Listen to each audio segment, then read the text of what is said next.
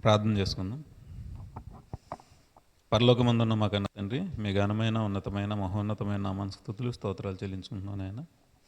ఎంతవరకు మీ సజీవమైన రెక్కల చోటును మమ్మల్ని భద్రపరిచి మీరు కాపాడిన విధానాన్ని బట్టి స్తోత్రాలు నాయన. వాక్యాన్ని చెప్తూ ఉండగా తండ్రి మీ పరిశుద్ధాత్మ సహాయం నాకు దయచేయండి నాయన. అలాగే వినుచున్న ప్రతి ఒక్కరికి తండ్రి వినగలిగే చెవులు, గ్రహించగలిగే శక్తిని దయచేయమని యేసుక్రీస్తు వారి పేరటి ఈ ప్రార్థనా మనవులు సమర్పించుకుంటున్నాం మా కన్న తండ్రి. ఆమేన్. మన ప్రభువును రక్షకుడైన యేసుక్రీస్తు తండ్రి అయిన దేవుడు సదాకాలము స్తుతింపబడునుగాక. ఆమేన్. రోమీయులకు రాసిన పత్రిక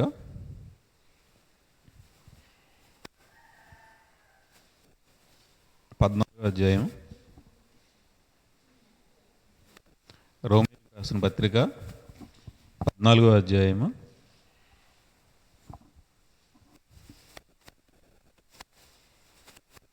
16వ వచనం. మీకున్న మేలైనది దూషణపాలు కానీకుడి, దేవుని రాజ్యము భోజనమును పానమును కాదు కానీ నీతియు సమాధానము పరిశుద్ధాత్మ యందు ఆనందమనై ఉన్నది. మీకున్న మేలైనది దూషణపాలు కానీయకుడి. మనకేదైతే దేవుడు మేలైనది ఇచ్చాడో దాన్ని ఏమంటున్నాడు? దూషణపాలు కానివద్దు. ఎదుటివారు దూషించే విధంగా దాన్ని మనం చేసుకోకూడదు, దాన్ని మనం దుర్వినియోగపరచుకోకూడదు.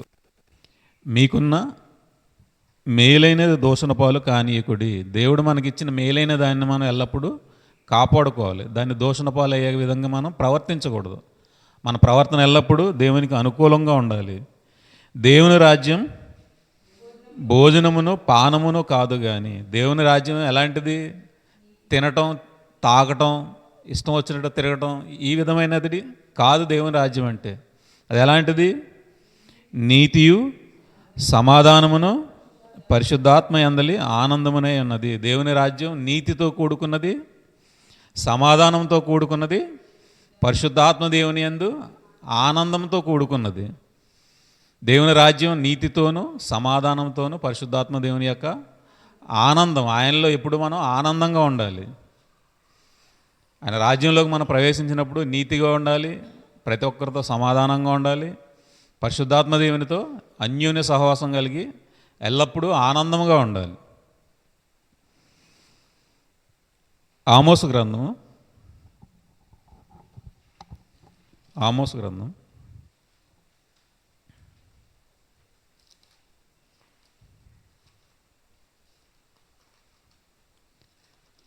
5వ అధ్యాయము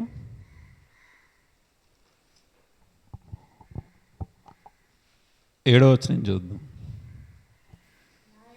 న్యాయమును అన్యాయమునకు మార్చి నీతిని నేలను పడవేయువార్లారా, ఆయన సప్తఋషి నక్షత్రములను మృగశీర్ష నక్షత్రమును సృష్టించినవాడు, కారు చీకటిని ఉదయముగా మార్చువాడు, పగటిని రాత్రి చీకటి వలె మార్పు చేయువాడు, సముద్ర జలములను పిలిచి వాటిని భూమి మీద పొర్లి పారజేయువాడు, ఆయన పేరు యెహోవా.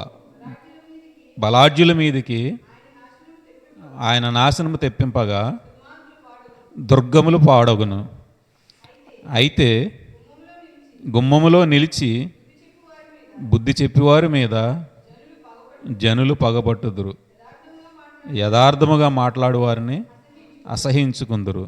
దోష నివృత్తికి రోకలు పుచ్చుకొని నీతిమంతులను బాధ పెట్టుచు గుమ్మమునకు వచ్చు బీదవారిని అన్యాయం చేయుట వలన మీ అపరాధములు విస్తారములైనవనియు మీ పాపములు ఘోరమైనవనియు నేను ఎరుగుదును.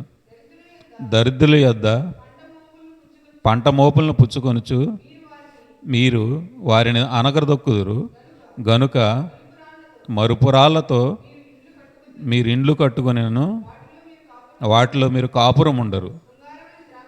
శృంగారమైన ద్రాక్ష తోటలు మీరు నాటినను ఆ పండ్ల రసము మీరు త్రాగరు. ఇది చెడు కాలము గనక ఈ కాలమున బుద్ధిమంతుడు ఊరుకుండును. మీరు బ్రతుకున్నట్లు కీడు విడిచి మేలు వెదకుడి. అలాగు చేసిన ఎడల మీరు అనుకున్న చొప్పున దేవుడును సైన్యములకు అధిపతియగు యెహోవా మీకు తోడుగా నుండును. కీడును ద్వేషించి మేలును ప్రేమించుచు గుమ్మములలో న్యాయము స్థిరపరచుడి. ఒకవేళ దేవుడు సైన్యములకు అధిపతినగు యెహోవా యోసేపు సంతతిలో శేషించిన వారి యందు కనికరించును. దేవుడు ఏమంటున్నారు?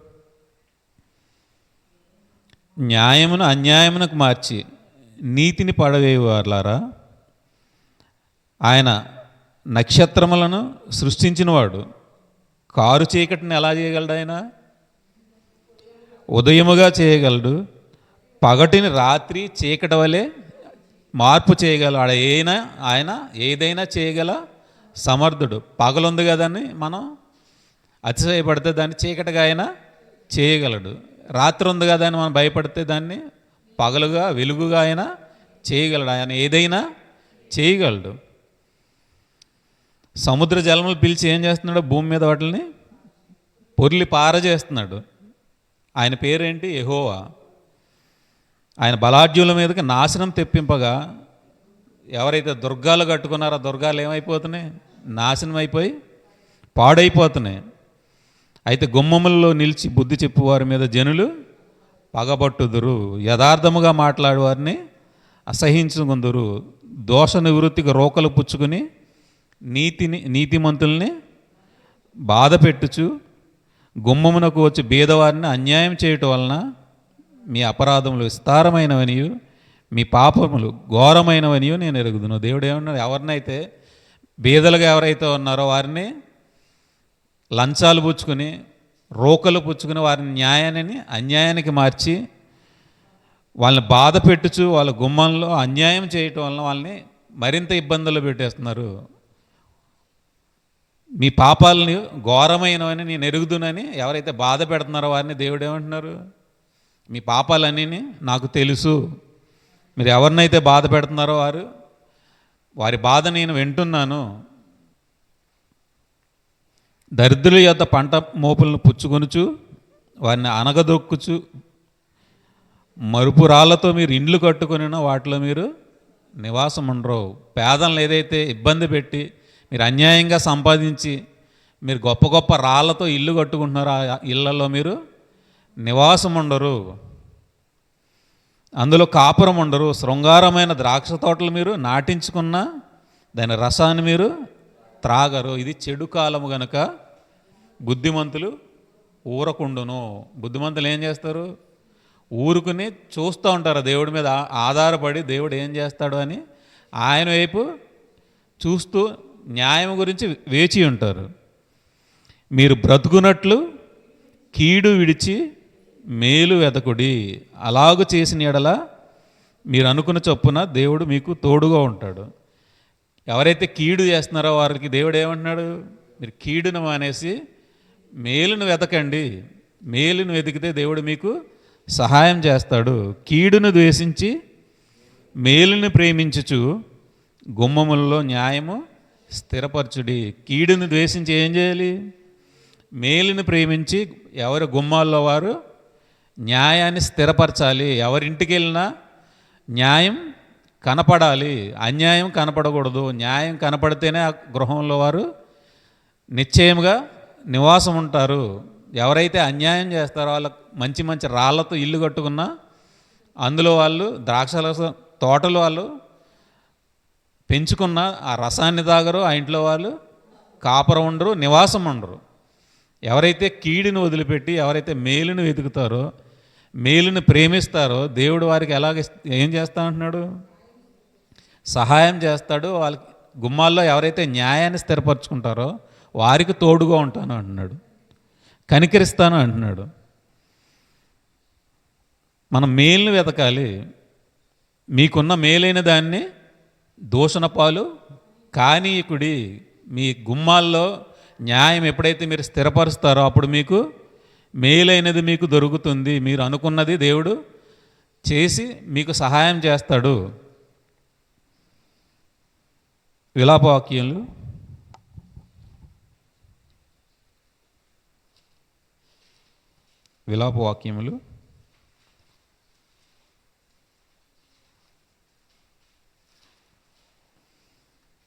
3వ అధ్యాయము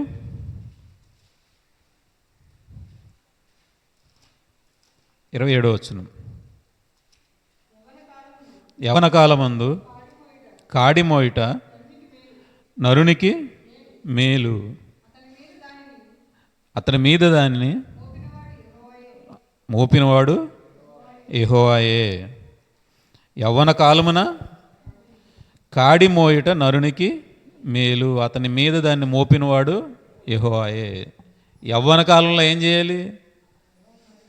దేవుని యొక్క కాడిని మోయటం నరునికి మేలు. ఆయన మన మీద కాడి మోపుతున్నాడు. ఆయన మోపిన కాడి మనకి భారము కాదు, ఆయన కాడి మనకి సులువుగా ఉంటుంది, ఆయన భారం తేలికగా ఉంటుంది. ఎవరైతే యవ్వన కాలంలో ఆయన కాడి మోస్తారో వారికి మేలు.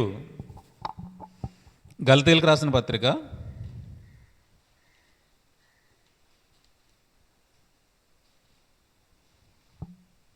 5వ అధ్యాయం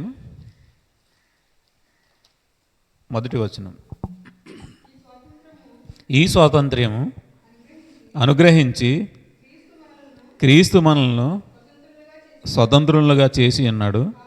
కాబట్టి మీరు స్థిరముగా నిలిచి మరలా దాస్యమను కాడి క్రింద చిక్కుకొనకడి. దేవుడు మనకి ఏమి ఇచ్చాడు? స్వతంత్రాన్ని ఇచ్చాడు. ఈ స్వతంత్రం ఎవరి వల్ల వచ్చింది మనకి? యేసుక్రీస్తు వారి శిలువ త్యాగం ద్వారా మనకి ఆ దాస్యం అనే కాడి నుంచి మనం ఆయన విడిపించి మనకి స్వతంత్రాన్ని ఇచ్చాడు. మన స్వతంత్రాన్ని పొందిన మనం మళ్ళీ తిరిగి మనం దాస్యం అనే కాడి కిందకి మనం వెళ్ళకూడదు. స్థిరముగా మనం నిలిచి ఉండాలి. మన గుమ్మాల్లో న్యాయాన్ని స్థిరపరచాలి. లేవియాకాండము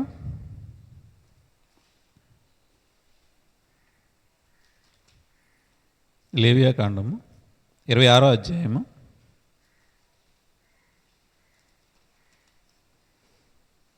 13వ వచనం.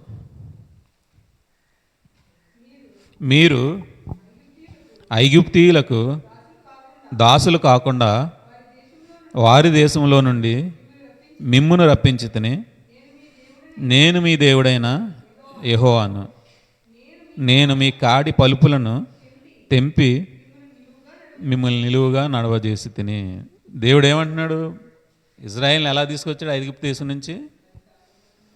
వాళ్ళ కాడి పలుపులను తెంపేసి వాళ్ళకున్న బానిసత్వం నుంచి వాళ్ళని విడుదల చేసి నిలువుగా నడవడ చేశాడు. అలాగే మనల్ని కూడా లోకమనే ఐగుప్తు నుంచి, ఆ దాస్యం నుంచి మనల్ని యేసుక్రీస్తు వారు ఎలా తీసుకొచ్చారు? తన రక్తం ద్వారా మన పాపాలను పరిహరించి ప్రోక్షణ చేసి పాప సంఖ్యల నుంచి మనం ఆ దాసత్వం నుంచి మనల్ని విడుదల చేసి మనల్ని ఎలా నడిపిస్తున్నాడు? ఇప్పుడు ఆయన స్వతంత్రాన్ని ఇచ్చి మనకి నిలువుగా నడవ చేస్తున్నాడు. మీరు ఎటు తిరగకండి, నిలువుగా వెళ్ళండి, దేవుని వైపే వెళ్ళండి, దేవుని వైపే చూడండి అని మనకి ఆయన సెలవు ఇచ్చి ఆయన ఎలా వెళ్ళమంటున్నాడు? మనల్ని స్థిరముగా నిలిచి స్థిరముగా వెళ్ళమంటున్నాడు. తిరిగి మళ్ళీ స్వతంత్రం ఉంది కదా అని మళ్ళీ మనం ఎక్కడికి వెళ్ళకూడదు?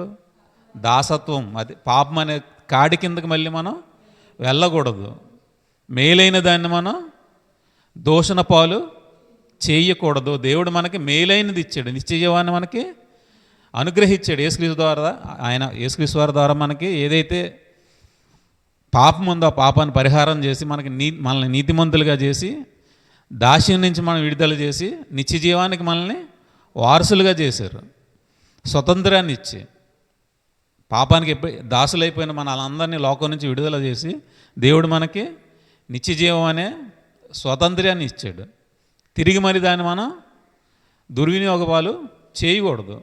మేలైనది మనం ఏం చేయకూడదు? దూషణ పాలు చేయకూడదు.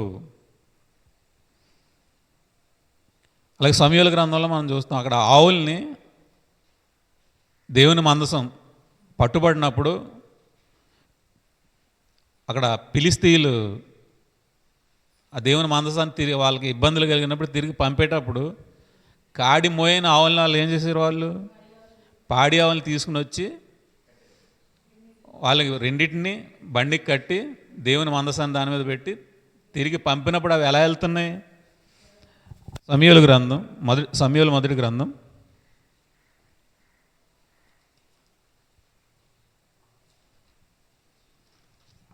6వ అధ్యాయము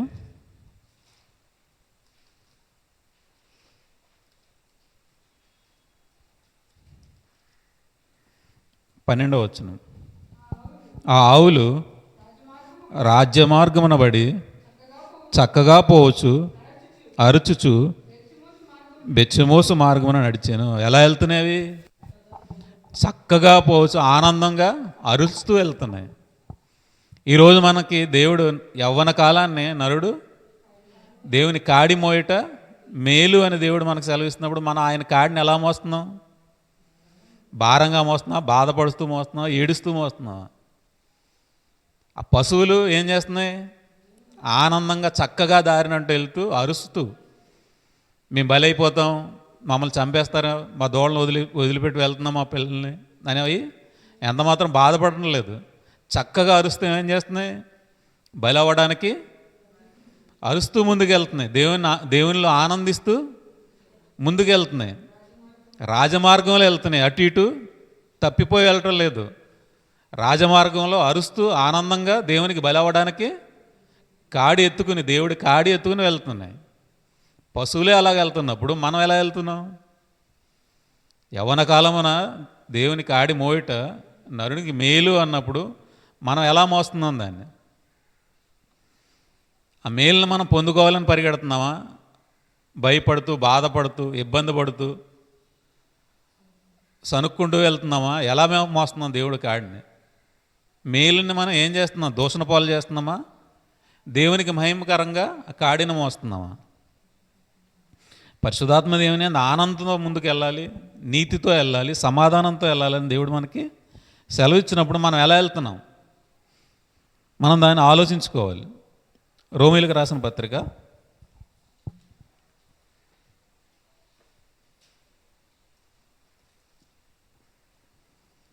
12వ అధ్యాయము 9వ వచనం. మీ ప్రేమ నిష్కపటమైనదై ఉండవలెను, చెడ్డదాన్ని నశించుకుని మంచిదాన్ని హత్తుకుని ఉండుడి. సహోదర ప్రేమ విషయంలో ఒకనియందొకడు అనురాగము గలవారై ఘనత విషయంలో ఒకనినొకడు గొప్పగా ఎంచుకునుడి. ఆసక్తి విషయంలో మాంద్యులు కాక ఆత్మయందు తీవ్రత గలవారై ప్రభువుని సేవించుడి. నిరీక్షణ గలవారై సంతోషించుచు శ్రమయందు ఓర్పు గలవారై ప్రార్థనయందు పట్టుదల కలిగి ఉండుడి. పరిశుద్ధుల అవసరములలో పాలు పొందుచు శ్రద్ధగా ఆతిథ్యమిచ్చు ఉండుడి. మిమ్ముని హింసించు వారిని దీవించుడి కానీ శపింపవద్దు. సంతోషించు వారితో సంతోషించుడి, ఏడ్చు వారితో ఏడుడి. ఒకనితో ఒకడు మనసు కలిగి ఉండుడి. హెచ్చువాటి యందు మనసు ఇంచక తగ్గువాటి యందు ఆసక్తులై ఉండుడి. మీకు మీరే బుద్ధిమంతులమని అనుకొనవద్దు. కీడుకు ప్రతి కీడు అవడానికి చేయవద్దు. మనుషులందరి దృష్టికి యోగ్యమైన వాటిని గూర్చి ఆలోచన కలిగి ఉండుడి. సఖ్యమైతే మీ చేతనైనంత మట్టుకు సమస్త మనుషులతో సమాధానముగా ఉండుడి. ప్రియులారా, మీకు మీరే పగ తీర్చుకొనక దేవుని ఉగ్రతకు చోటియుడి. పగ తీర్చుకుంటా నా పని, నేనే ప్రతిఫలమిదును అని ప్రభువు చెప్పుచున్నాడని వ్రాయబడి ఉన్నది. కాబట్టి నీ శత్రువులు ఆకలికొని ఉంటే అతనికి భోజనము పెట్టుము, దప్పికొని ఉంటే దాహము కిమ్ము. అలాగూ చేయటం వలన అతని తల మీద నిప్పులు కుప్పగా పోయేవదు. కీడు వలన జయింపబడక మేలు చేత కీడును జయించుము. ఇక్కడ ఏమంటున్నారు పౌలు గారు? మీ ప్రేమ నిష్కపటమైనదై ఉండాలి. మనం ప్రతి ఒక్కరి ఎడల ఎలా ఉండాలి? మన ప్రేమ నిష్కపటముగా ఉండాలి. చెడ్డదాన్ని హసించుకుని మంచిదాన్ని హత్తుకోవాలి, మేలైన దాన్ని మనం హత్తుకోవాలి, చేపట్టాలి. సహోదరుల ప్రేమ విషయంలో ఒకని యందు ఒకడు అనురాగము గలవాడై ఘనత విషయంలో ఒకరినొకడు గొప్పగా ఎంచుకోవాలి. సహోదరుని ప్రేమించే విషయంలో ఎలా ఉండాలి? ఒకరి యందు ఒకరు అనురాగం గలవారే ఉండాలి. ఘనత విషయంలో ఒకరినొకడు గొప్పగా ఎంచుకోవాలి. ఆసక్తి విషయంలో మాంద్యులు కాక, మందబుద్ధి కాక దేవుని పని ఆసక్తిగా చేయాలి, మందబుద్ధితో చేయకూడదు. మందబుద్ధితో చేస్తే దేవుని పని మనం చేయలేము. ఆత్మయందు తీవ్రత గలవారై ప్రభువుని సేవించుడి. పరిశుద్ధాత్మ దేవుని యందు ఆనందం కలిగి మనం ఉండాలి. ఆత్మయందు మనం ఎలా ఉండాలి? దేవుని పని చేయాలనే తీవ్రత మనలో ఉండాలి.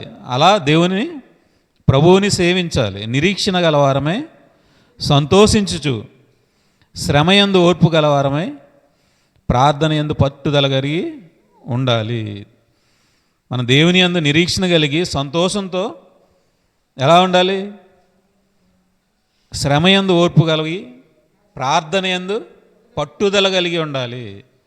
మన నిరీక్షణ కలిగి ఉన్నప్పుడు ఎలా ఉండాలి? శ్రమ వచ్చినప్పుడు ఓర్పుతో ఉండాలి. నిరీక్షణ ఉన్నప్పుడు సంతోషం ఉంటుంది, శ్రమలో మనకి ఓర్పు ఉండాలి. దానితో పాటు ఎల్లప్పుడూ ప్రార్థనలో పట్టుదల కలిగి మెలకుగా ఉండాలి. శ్రమ వచ్చినప్పుడు మనం ప్రార్థనని విడిచిపెట్టకూడదు. ప్రార్థనే మనకి ఆయుధము. పరిశుద్ధాత్మ దేవుని యందు ఆనందంతో మనం ఎల్లప్పుడూ ప్రార్థనలో మెలకుగా ఉన్నప్పుడు మాత్రమే దేవుని మనం సేవించగలం. పరిశుద్ధుల అవసరములలో పాలు పొందుచు శ్రద్ధగా ఆతిథ్యం ఇచ్చుచుండుడి. ఆతిథ్యం మరొకటి అని దేవుడు మనకి సెలవిస్తున్నాడు. తెలియకేవారు దేవతలకి ఆతిథ్యం ఇచ్చారు పాత నిబంధనలో. మనం ఇప్పుడు సహోదరులకి ఏం చేయాలి? పరిశుద్ధులకి ఆతిథ్యం ఇవ్వాలి. ఆతిథ్యం ఇవ్వకపోతే దేవునికి అది సంతోషం కాదు. అది పరిశుద్ధుల అవసరంలో పాలు పొందుచు, ఎవరైతే పరిశుద్ధులు ఉన్నారో వారి అవసరాల్లో మనం ఏం చేయాలి? పాలు పంపులు పొందాలి, వారికి ఆతిథ్యం ఇవ్వాలి. మన సహోదరులను మనం ప్రేమించాలి, నిష్కపటమైన ప్రేమతో మనం ఉండాలి.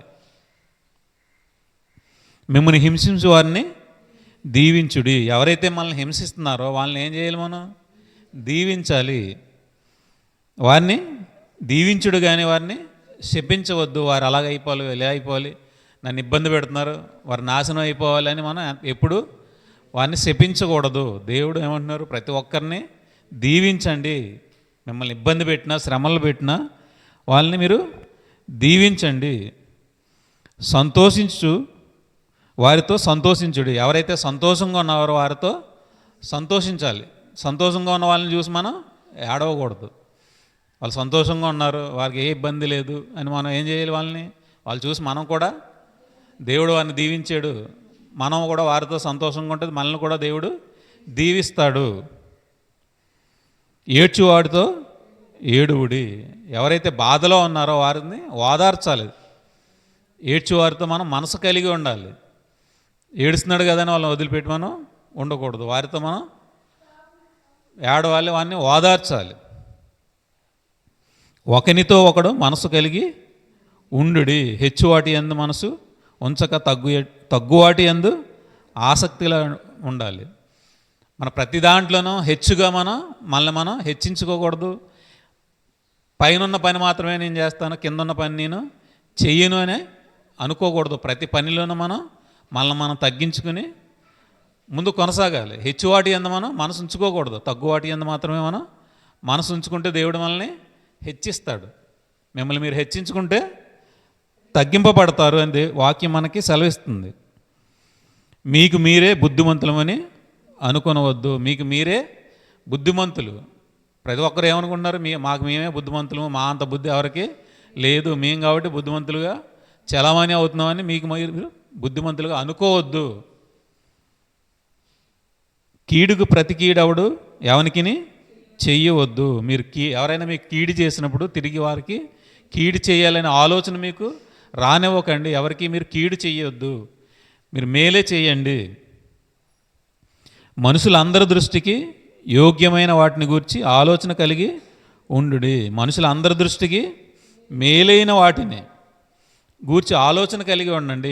ప్రతి ఒక్కరికి మేలైన దాన్ని చేయడానికి ఆలోచన కలిగి ఉండాలి తప్ప ఎవరికి కీడు చెయ్యకూడదు.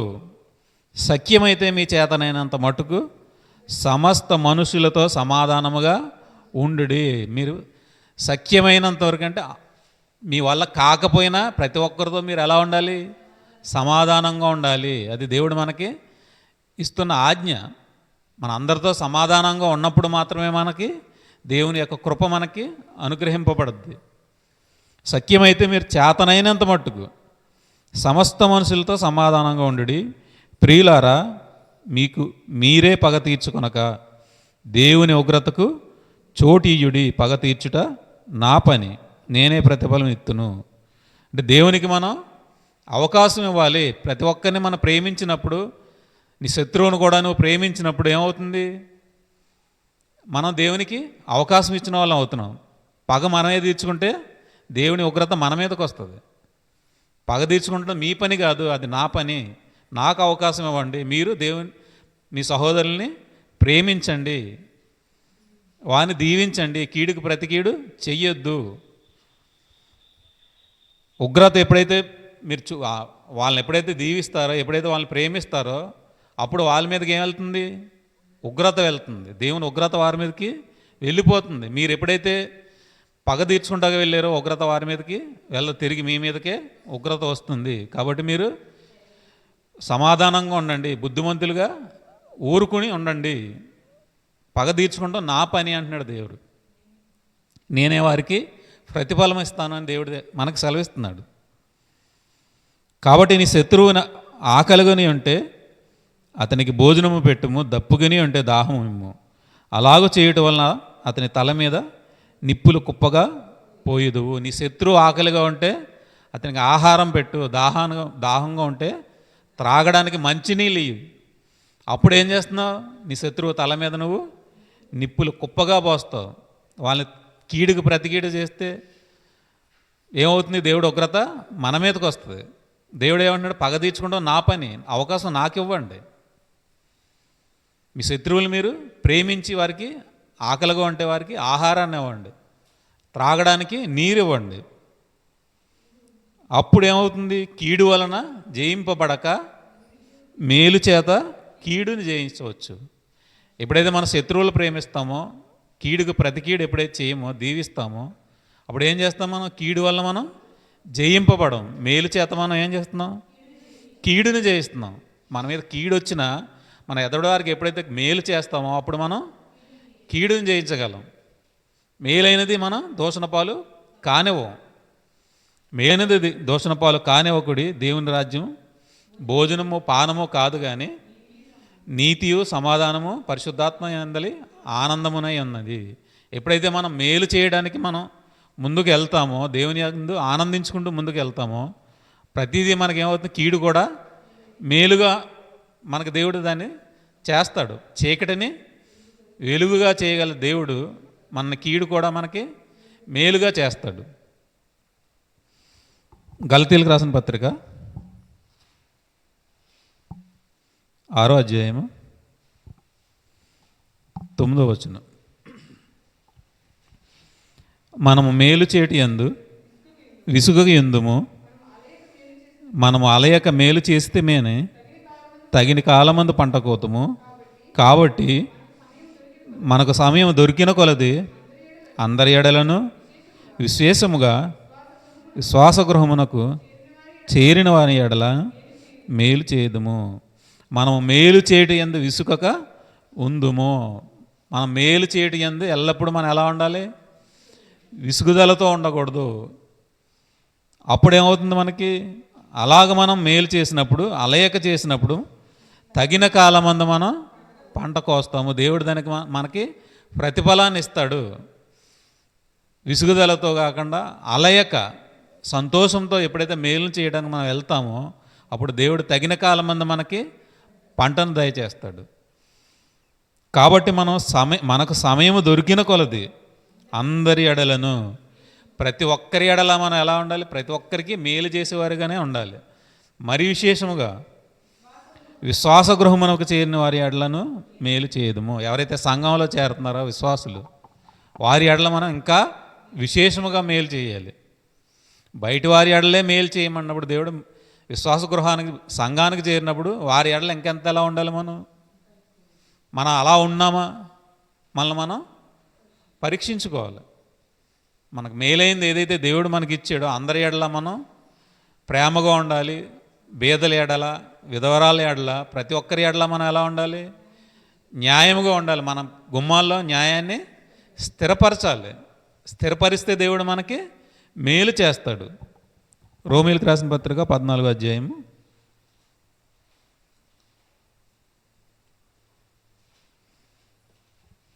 16వ వచనం. మీకున్న మేలైనది దూషణ పాలు కానీయకుడి, దేవుని రాజ్యము భోజనమును పానమును కాదు కానీ నీతియు సమాధానమును పరిశుద్ధాత్మ యందలి ఆనందమునై ఉన్నది. దేవుడు ఏమంటున్నాడు? మీకున్న దాన్ని ఏదైతే మేలుకరమ ఏదైతే ఉందో, ఏ విషయాల్లో అయితే మీరు ప్రతి ఒక్కరి ఎడల సమాధానంగా ఉండాలి, నీతి కలిగి ఉండాలి, దేవుని రాజ్యంలోని ఏదైతే వాక్యం సెలవిస్తుందో ఆ విషయంలో మనం ఎలా ఉండాలి? ఎవరో తినడం వల్ల, ఎవరికో పెడటం వల్ల, ఎవరో తినడం వల్ల ఏదో అయిపోతుందనే భయం మనకు ఉండకూడదు. అది భోజనము పానము కాదు, దేవుని రాజ్యం. దేవుని రాజ్యం నీతితో కూడుకున్నది. యేసుక్రీస్తు వారి యొక్క రక్తంతో మనల్ని పరిశుద్ధపరిచి ఆయన మనల్ని నీతివంతులుగా చేసి ఆయన మనకి కృపను అనుగ్రహించారు. ఆ కృపలో మనం ఎలా ఉండాలి? ప్రతి ఒక్కరితో సమాధానంగా ఉండాలి, పరిశుద్ధాత్మ దేవుని యందలి ఆనందంతో ఉండాలి. ఎల్లప్పుడూ మనం ఆనందించాలి. ఆనందించుడి, మరలా చెప్తున్నాను, ప్రభువునందు ఆనందించుడి. కీడుని మనం ఎలా జయించాలి? మేలు చేత జయించాలి. మనకు శ్రమలు వచ్చేసినాయి కదా అని మనం భయపడి దూరంగా వెళ్ళిపోకూడదు. 15వ అధ్యాయము, రోమీయులకు రాసిన పత్రిక 15వ అధ్యాయము 1వ వచనం. కాగా బలవంతులమైన మనము మనల్ని మనమే సంతోషపరచుకొనక బలహీనుల దౌర్బల్యములను భరించుటకు బద్ధులమై ఉన్నాము. తన పొరుగువానికి క్షేమాభివృద్ధి కలుగునట్లు మనలో ప్రతివాడును మేలైన దాని యందు అతన్ని సంతోషపరచవలను. క్రీస్తు కూడా తన్ను తాను సంతోషపరచుకునలేదు కానీ నిన్ను నిందించు వారి నిందలు నా మీద పడినని వ్రాయబడినట్లు ఆయనకు సంభవించెను. మనం ఎలా ఉండాలి? బలవంతులమైన మనల్ని మనమే సంతోషపరచుకోకూడదు. నేను బలవంతుని దేవుళ్ళలో, నేను ప్రతి దాంట్లో నేను బలంగా ఉన్నాను, నేను విశ్వాసంతో ఉన్నానని మనల్ని మనమే సంతోషపరచుకోకూడదు. ఎక్కడ సంతోషం ఉండాలి మనకి?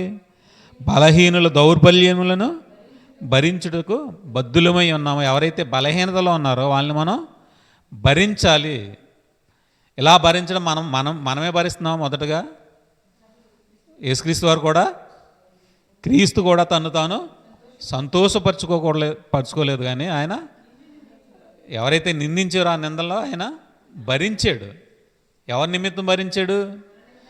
మన నిందలు. మనం ఎప్పుడైతే బలహీనతలో ఉన్నామో ఆ బలహీనతలను ఆయన భరించి మనల్ని నీతిమంతులుగా చేసి మనకి మేలులు చేసాడు. ఆయన తన పొరుగువానికి క్షేమాభివృద్ధి కలుగునట్లు మనలో ప్రతివాడును మేలైన దాని అందు అతన్ని సంతోషపరచవలను. మన పొరుగు వారు ఎవరైతే ఉన్నారో అలా ఎలా ఉండాలి? మనం వారితోటి వారికి క్షేమాభివృద్ధి కలిగినట్లు ప్రతి ఒక్కరికి వాక్యాన్ని మనం ప్రకటించాలి.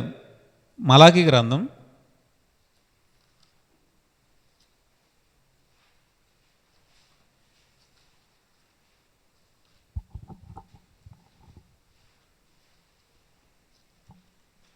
2వ అధ్యాయము 5వ వచనం. నేను చేసిన నిబంధన వారి జీవముకును సమాధానముకును కారణమాయను.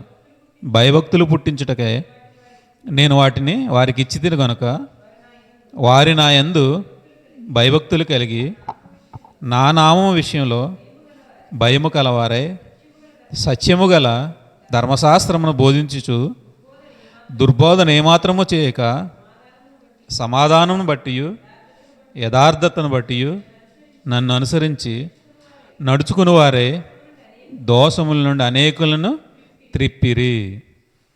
ఇక్కడ ఏమంటున్నారు దేవుడు? నేను చేసిన నిబంధన వారి జీవమునకును సమాధానమునకును కారణమాయను. దేవుడు మనకి కొత్త నిబంధన ఇచ్చారు. వారికి పాత నిబంధన ఇచ్చినా అది వారికి ఎలా ఉంది? జీవమును సమాధానమై ఉంది. వారికి మించిన నిబంధన మనకి ఇచ్చాడు దేవుడు. ఇది ఇంకా మనకెంత మేలుగా ఉంటుంది? మన జీవానికి సమాధానానికి కారణం.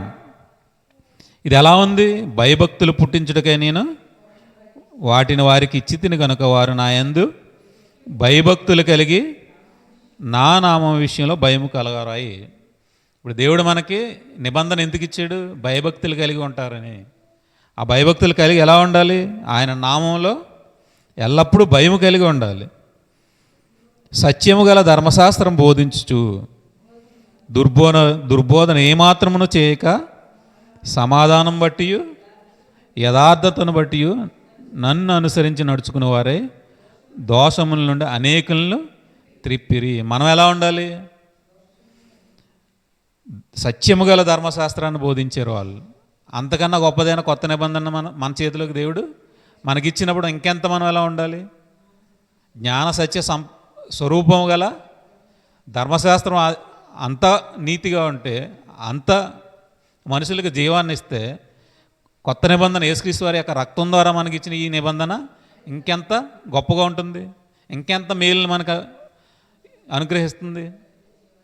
ఈ సత్యాన్ని బోధిస్తూ మనం ఎలా ఉండాలి? దుర్బోధన ఏమాత్రము బోధించక సమాధానం బట్టి యథార్థతను బట్టి ఆయన్ని అనుసరించి నడుచుకోవాలి. అలా నడుచుకుని ఏం చేయాలి? మనం ఎవరైతే దోషంలో ఉంటారో, ఎవరైతే పాపంలో పడి ఉంటారో వాళ్ళని ఏం చేయాలి? దేవుని వైపు అనేకులను తిప్పాలి. అప్పుడు మనకి దేవుడు మేలైనది మనకి ఇస్తాడు. ఇలా చేయకపోతే మనం ఏం చేస్తున్నాం? మేలైనది దూషణ పాలు చేస్తున్నాం. మీకున్న మేలైనది దూషణ పాలు కానీయకుడి. దేవుని రాజ్యం ఎలాంటిది? భోజనము పానము కాదు, తినటం తిరగడం తాగడం కాదు. దేవుని రాజ్యం ఎలాంటిది? నీతి సమాధానము పరిశుద్ధాత్మ దేవుని యందలి ఆనందమునై ఉన్నది. మనం అనేకుల్ని ఎక్కడికి తిప్పాలి? దేవుని వైపు తిప్పినప్పుడు మాత్రమే మేలైన దాన్ని మనం పొందుకోగలము. ఇలా చేయలేనప్పుడు మనం ఏం చేస్తున్నాం? దేవుని మేలైన దాన్ని, దేవుడు మనకు మేలు ఇచ్చిందా, మేలు ఏదైతే ఇచ్చాడో దాన్ని మనం దూషణ పాలు చేస్తున్నాం. దేవునికి సంతోషం లేకుండా చేస్తున్నాం. ఏ స్వతంత్రం అయితే మనకు దేవుడు ఇచ్చాడో ఆ స్వతంత్రాన్ని మనం దుర్వినియోగపరుచుకుంటున్నాం. మళ్ళీ ఎక్కడికి వెళ్ళిపోతాం? పాపం అనే దాస్యపు కాడి కిందకి వెళ్ళిపోతాం. యవ్వన కాలమందు దేవుని కాడి మోయట నరునికి మేలు అన్నప్పుడు మనకి దేవుని కాడి మోయాలి తప్ప మళ్ళీ తిరిగి పాపం అనే అపవాది కాడిని మనం మొయ్యకూడదు. మళ్ళీ తిరిగి అక్కడికి వెళ్తే దేవుడు మన యందు సంతోషం ఉండదు. దేవునికి పరిశుద్ధాత్మ దేవుని అందులో ఆనందంతో ఉండాలంటే దేవుడు ఇచ్చిన ఆజ్ఞలను మనం తప్పకుండా పాటించాలి. పాటించినప్పుడు మాత్రమే దేవుడు మనకి మేలైన దాన్ని, జీవము గల దాన్ని మనకి అనుగ్రహిస్తాడు. జీవం మనకి ఎక్కడుంది? యేసుక్రీస్తునందు జీవం ఉంది. ఎక్కడది? పరలోకంలో మనకి నిత్య జీవంలో ఉంది. నిత్య జీవాన్ని అనుగ్రహించడమే ఆయన మనకిచ్చిన వాగ్దానం. ఆ వాగ్దానం మనం స్వతంత్రించుకోవాలంటే దేవుడు ఇచ్చిన ఇక్కడ మేలుని మనం పొందుకోవాలి. ఆ మేలుని అనేకులకి ఆశీర్వాదంగా పంచాలి. కీడు చేసిన వారికి ప్రతి కీడు చేయొద్దు, వాళ్ళకి మేలే చేయాలి. మిమ్మల్ని శపించిన వాళ్ళని శపించొద్దు, దీవించండి. ప్రతి ఒక్కరితో సాధ్యమైతే మీరు సమాధానంగా ఉండండి. శత్రువుగా ఆకలిగా ఉంటే మీరు వారికి ఆహారాన్ని, త్రాగడానికి నీళ్లు ఇవ్వండి. ఏడ్చేవారితో ఏడవండి, సంతోషంతో ఉన్న వాళ్ళతో సంతోషంగా ఉండండి. ప్రతి ఒక్కరి ఏడల మీరు సాధ్యమైతే సమాధానంగా ఉండండి. పేదల ఏడల మీరు పక్షపాతం చూపవద్దు. న్యాయాన్ని మీ గుమ్మాల్లో స్థిరపరచండి. మీరు అన్యాయంగా పేదల ఏడల, విధవరాల ఏడల అన్యాయంగా నడుచుకుని వారి నుంచి మీరు డబ్బు సంపాదించుకుంటే, మీరు విలువగల రాళ్ళతో ఇల్లు కట్టుకున్న, ద్రాక్ష తోటలు మీరు నాటించుకున్న వాటి రసాన్ని మీరు తాగరు, ఆ ఇండ్లలో మీరు కాపురం ఉండరు, నివాసం ఉండరు. మీ గుమ్మాల్లో ఎప్పుడైతే నీతి స్థాపింపబడుతుందో, న్యాయం ఎప్పుడైతే స్థాపింపబడుతుందో, అప్పుడు దేవుడు కృప మీ అందుంటుంది. దేవుడు మీకు జీవాన్ని అనుగ్రహిస్తాడని వాక్యం మనకి సెలవిస్తుంది. కాబట్టి మనం ఎవరిని ఇబ్బంది పెట్టకూడదు. ప్రతి ఒక్కరికి సాధ్యమైతే ప్రతి ఒక్కరి ఎడల సమాధానంగా ఉండి మేలైనదే చెయ్యాలి. చెడ్డదాన్ని ఆశించుకుని మేలు చేస్తే దేవుడు మనకి తగిన కాలం మందు మనకి ప్రతిఫలాన్ని ఇస్తున్నాడు. ఏ విత్తనం అయితే మనం విత్తుతున్నామో, సమాధానంగా విత్తుతున్నామో, న్యాయంగా విత్తుతున్నామో, దాని ప్రతిఫలాన్ని దేవుడు మనకి తిరిగి అనుగ్రహిస్తున్నాడు. కాబట్టి ప్రతి ఒక్కరి ఎడల మనం సహోదర ప్రేమతో ఉండాలి, అనురాగంతో ఉండాలి, ఒకరినొకరు ప్రేమించాలి, ద్వేషించుకోకూడదు, గొప్పగా ఎంచుకోవాలి. ప్రతి ఒక్కరు తను తాను తగ్గించుకోవాలి. నీ వల్ల నేను దేవుళ్ళు ఎలా కొనసాగుతున్నానో, నీ వల్ల దేవుడు నాకు కృప చూపుతున్నాడు, మీరుండటం వల్ల మన దేవుళ్ళ ముందుకి కొనసాగుతున్నాము, మీరందరూ లేకపోతే మనం దేవుళ్ళో కొనసాగలేము, దేవుడు మనకి మేలు చేయడని ఎదుటివారిని ఎప్పుడైతే మనం గణపరుస్తున్నామో, ఎవరినైనా హెచ్చిస్తున్నామో, దేవుడు మనకి కృప చూపుతున్నాడు. ఎదుటివారిని తగ్గించి చేసేవలే నీ వల్ల ఏం కాదన్నావు అనుకో, దేవుడు మన ఎడల కృప చూపుడు. కాబట్టి మనం ప్రతి ఒక్కరి ఎడల ప్రేమ కలిగి సమాధానంతో ఉండాలి. ఆసక్తి విషయంలో మనం ఎంతమాత్రం మందబుద్ధి కలిగి ఉండకూడదు. ఆత్మయందు ఎల్లప్పుడూ మనం తీవ్రత కలిగి ఉండాలి. ప్రార్థనలో మనం ఎల్లప్పుడూ పట్టుదల కలిగి మెలుగుగా ఉండాలి. ప్రార్థనలో మనం నిద్రపోతే ఎంతమాత్రం దేవుడు మనల్ని సహించడు. సాతానికి కాడి కింద కానీ వెళ్ళిపోయామా, ప్రార్థనలో మనం ముందు కొనసాగలేము. ఎంతమాత్రం మనల్ని ప్రార్థన చేయనివాడు వాడు. ఆ దాస్యం కింద ఉన్నంత వరకు వాడి పని నెరవేర్చుకుంటాడు తప్ప దేవుని యొక్క పనిని జరగనివ్వడు. కాబట్టి దేవుని ఇచ్చిన స్వతంత్రాన్ని మనం వినియోగపరుచుకొని ప్రతి ఒక్కరికి మేలు చేసేవారుగా ఉండాలని దేవుడు కోరుకుంటున్నాడు. ఆయన ఇచ్చిన మేలుని మనం దూషణ పాలు చెయ్యకూడదు. ఎల్లప్పుడూ మనం మేలు చేసేవారుగానే ఉండాలి అని దేవుడు మనల్ని వాక్యం ద్వారా హెచ్చరిస్తున్నాడు. ఏ విషయాల్లో అయితే మనం తప్పిపోతున్నామో ఆ విషయాల్లో మనం పరీక్షించుకుని సరి చేసుకోవాలి. వాక్యం మనల్ని హెచ్చరించినప్పుడు వాక్యానికి మనం లోబడాలి. లోబడి ఉన్నప్పుడు మాత్రమే దేవుడు మనల్ని నిత్య జీవానికి నడిపిస్తాడు. ఆ మార్గంలో మనం అనేకలు తిప్పగలం. మన ఇష్టానుసారంగా వెళ్ళిపోయి దేవుడిచ్చిన మేలును పొందుకుని సహోదరుల ఎడల మనం తప్పుగా ప్రవర్తిస్తే దేవుడు మనల్ని ఎంతమాత్రమో ఒప్పుకోడు. కాబట్టి మనం ఎల్లప్పుడూ సహోదరులకి మేలు చేసేవారుగా ఉండాలి, ఆతిథ్యం ఇచ్చేవారుగా ఉండాలి. ప్రతి ఒక్కరి ఎడల హెచ్చువాటి ఎందుగాక తగ్గువాటి అందే మనం మనసు ఉంచాలి. మనం ఏదో మేము బుద్ధిమంతులం, మేమే గొప్పవారం, మాకే జ్ఞానం ఉందని మనం ఎంతమాత్రమో అనుకోకూడదు. ప్రతి ఒక్కరికి దేవుడు బుద్ధినిచ్చాడు. ప్రతి ఒక్కరి బుద్ధి పనిచేస్తుంది. కాబట్టి ఆయా సమయాల్లో వాళ్ళు ఏ పరిస్థితులు బట్టి అలా ఉన్నారో మనం అర్థం చేసుకోవాలి. ఒకరితో ఒకరు మనసు కలిగి ఉండాలి. వాళ్ళు ఎందుకు అలా ఉన్నారో, ఏ పరిస్థితుల్లో అలా ఉన్నారో మనం అర్థం చేసుకుని మనం మసులుకున్నప్పుడు దేవుడు ఎల్లప్పుడూ మనకి కృప అనుగ్రహిస్తాడు. ఆ కృపలో మనల్ని భద్రపరుస్తాడు. ఎల్లప్పుడూ మనం నీతిలోను సమాధానంతోనూ పరిశుద్ధాత్మ యందలి ఆనందంతోనూ మనం కొనసాగుతున్నప్పుడు దేవుడు మన యందలి సంతోషంగా ఉంటాడు. దేవుడు మనతో సమాధానంగా ఉండాలి, మనకి కృప అనుగ్రహించాలంటే మనం ఎల్లప్పుడూ సహోదరుల ఎడల సమాధానంగా ఉండాలి, ప్రేమ చూపుతూ ఉండాలి. ఒకరి ఎడల ఒకరు అనురాగం గలవారై ఉండాలి. కాబట్టి మనం ప్రతి ఒక్కరి ఎడల అనురాగం అంటే ఎఫెక్షన్, ప్రేమ కలిగి ఉన్నప్పుడు దేవుడు కృప మన మీద అందరి మీద ఉంటుంది. మనం అందరం అలా ఉండాలని కోరుకుంటూ దేవుడు మనకి ఈ వాక్యాన్ని సెలవిస్తున్నాడు. కాబట్టి అందరూ అలా ఉండడానికి మనం ప్రయత్నం చేద్దాం. కాబట్టి ఎల్లప్పుడూ మనం ప్రార్థనలో పట్టుదలగా ఉన్నప్పుడు ప్రతిదీ మనకు సాధ్యం అవుతుంది. వాక్య ధ్యానంలోనూ ప్రార్థనలోనూ మనం పట్టుదల కలిగి ఉన్నప్పుడు ప్రతిదీ మనకి సాధ్యమే అవుతుంది. కాబట్టి ఎల్లప్పుడూ మేలు చేసే వాటి అందే మనం మనసు ఉంచుదాం. కాబట్టి ప్రతి ఒక్కరికి మేలు చేసేవారిగా మనం ఉందాం. దేవుడు అలాగే ఉండాలని కోరుకుంటున్నాడు. కాబట్టి ఆ విధంగా మనం అందరం ఉందాం. కాబట్టి ఈ మాటలు ముగించుకుంటూ చెప్పిన మాటలు మీ మనసులో ఉంచుకొని ఆ విధంగా ప్రవర్తిస్తారని నా మాటలు ముగిస్తున్నాను. ప్రార్థన చేసుకుందాం. పరలోకమందున్న మా కన్న తండ్రి, మీ ఘనమైన ఉన్నతమైన మహోన్నతమైన నామానికి స్తుతులు స్తోత్రాలు చెల్లించుకున్నాను. నాయన మీరు మాకు ఇచ్చిన మేలైన తండ్రి, ఆ గొప్పదైన ఆ పరలోకాన్ని తండ్రి మేము అంత మాత్రం పోగొట్టుకొనక ప్రతి ఒక్కరి ఎడల కీడు చేసిన వారి ఎడల దీవించడంలోను, మా ఎడల తప్పు చేసిన వారి ఎడల వారిని ఆదరించడంలోనూ ఎల్లప్పుడూ మేము ముందుండడానికి మీ పరిశుద్ధాత్మ సహాయాన్ని మాకు దయచేయండి తండ్రి. ఆయన యందు ఎల్లప్పుడూ ఆనందంగా ఉండడానికి కృప దయచేయండి తండ్రి. ఎవరికి కూడా మేము కీడు చేసేవారుగా కానీ ఇబ్బంది పెట్టేవారు కానీ ఉండకుండా తండ్రి, ప్రతి ఒక్కరికి ఆదరణ కలగజేసేవారుగాను అనేకుల దోషాలని తప్పించి తండ్రి మీ వైపు తిప్పేవారుగా ఉండడానికి కృప దయచేయండి, సహాయం చేయండి తండ్రి. మేలైందని ఎంత మాత్రం తండ్రి మీ దోషణ పాలు కానివ్వకుండా మమ్మల్ని కాపాడండి, సహాయం చేయండి తండ్రి.